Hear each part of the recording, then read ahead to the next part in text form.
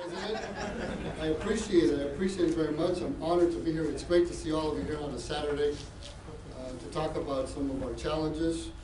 But I think more importantly, beyond our challenges, to talk about some solutions and how to move our state forward. And I think that all of you in this room, not only by the work that you do every day, educating our young minds, but by the fact that you're here today, it's obvious to me that you care deeply about this great state of ours. So I'm honored to be here and spend a few minutes with you, to share my thoughts with you.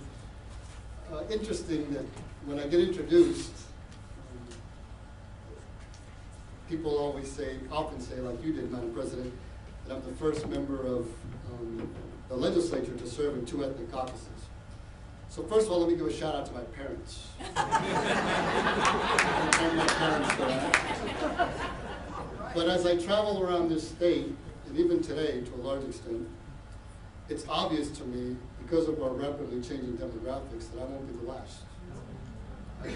That's certain. So I'm hanging on to that title, that designation, as long as I can. One of the great privileges and honors that I have as a majority leader of the Assembly is to travel all around this great state of ours and to talk to people about their concerns, but more than that, their dreams and their hopes and their aspirations. And I'm hearing very regularly some similar themes and similar concerns.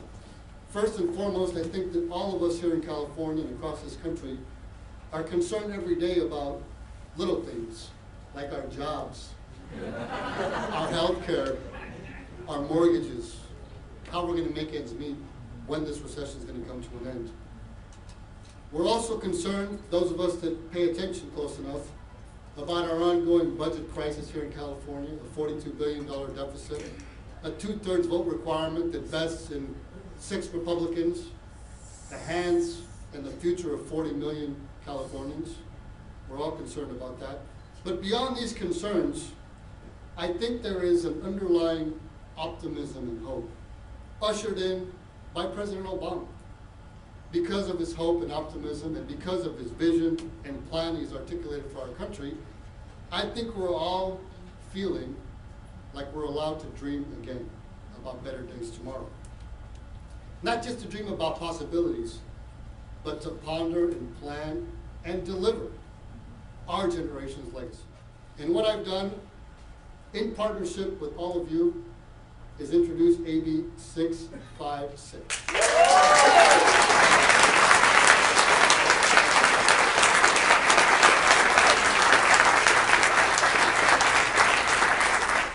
Because of our misguided priorities, we have allowed in California, the only state in the country, we've allowed oil companies to extract oil from our ground, and we have failed to charge them an extraction fee, as every other state in the country currently does.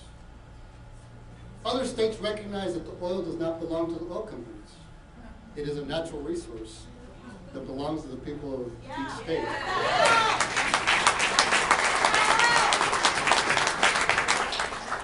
So I thought, along with your leaders, that it would be a good idea to join the rest of the country and charge an extraction fee and raise $1 billion. AB 656. The bill will be going to committee. The bill, oh, I forgot, this was my point. The reason that I don't want the money to go to the general fund is because our budgeting is totally screwed up.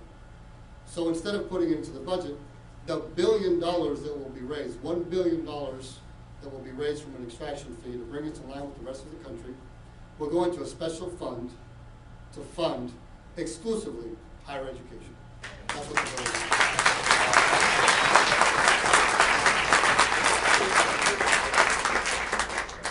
Over the next 12 months, I will visit every UC campus and every CSU campus to talk about the bill.